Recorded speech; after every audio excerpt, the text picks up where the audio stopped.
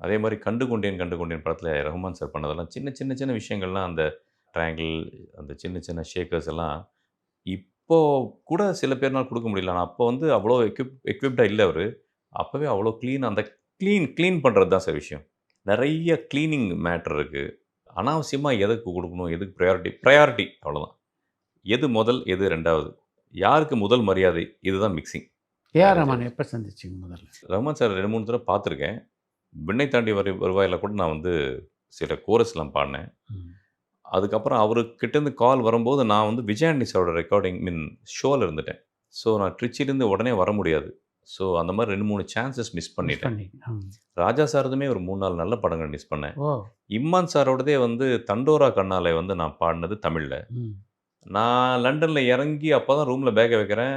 இவரு லண்டன்லேருந்து அப்ப தான் சென்னை ஏர்போர்ட்லேருந்து எனக்கு ஃபோன் பண்றாரு. 3 மணிக்கு வந்துருங்க. தெலுங்கு எடுக்கணும்னு. சார் ஒரு 3 நாள் வெயிட் பண்ண முடியுமான்னேன். ரொம்ப நானே லண்டன் வந்து டைம் இல்லாம போச்சு. அப்படின்னு சொல்லிட்டு பாட முடியல. இது மாரி நெறையா மிஸ் ஆயிருக்கு ஆப்பர்ச்சுனிட்டீஸ். பெரும்பாலும் பாடலுக்கான இசைய சொல்லிட்டு உங்கள பாட சொல்லுவாங்களா? இல்ல அந்த படத்தினுடைய டைரக்டர் அந்த காட்சிக்கான சூழலையும் சொல்வாரா? அந்த மாரிலாம் ஒரு காலத்துல நடந்துட்டு இருந்தது சார். இப்போ ம். அப்படிலாம் இல்ல. ஏன்னா யாருமே இல்ல. ம்.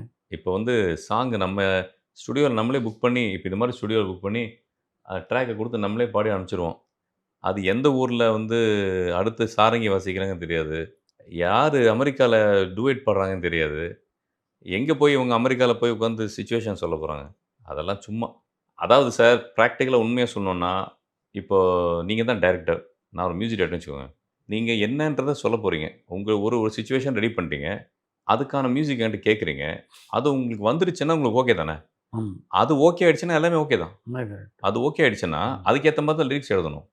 ஸோ அதுவும் நீங்க தான் ஓகே பண்ண போறீங்க, அந்த சிச்சுவேஷன் குடுத்து.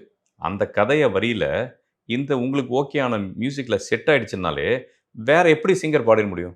அதுக்கு எக்ஸ்ப்ளைன் பண்ணணுமா? தேவையில்லையே. இது வந்து சும்மா அந்த அந்த அந்த அந்த இது பில்டப் வந்தாங்க, சொன்னாங்க. என்ன பெருசா இதுதான் நீ டியூன், இதுதான் டியூன். இந்த டியூன்ல பாடுனா நீ வந்து ஒரு சோகமான பாட்ட காலேஜ் சாங் ஜிகு ஜிகு ஜிகுன்னு இருக்கு. அத பாடிட்டு சோகம் வரலன்னு கேட்க போறாங்களா? கிடையாது.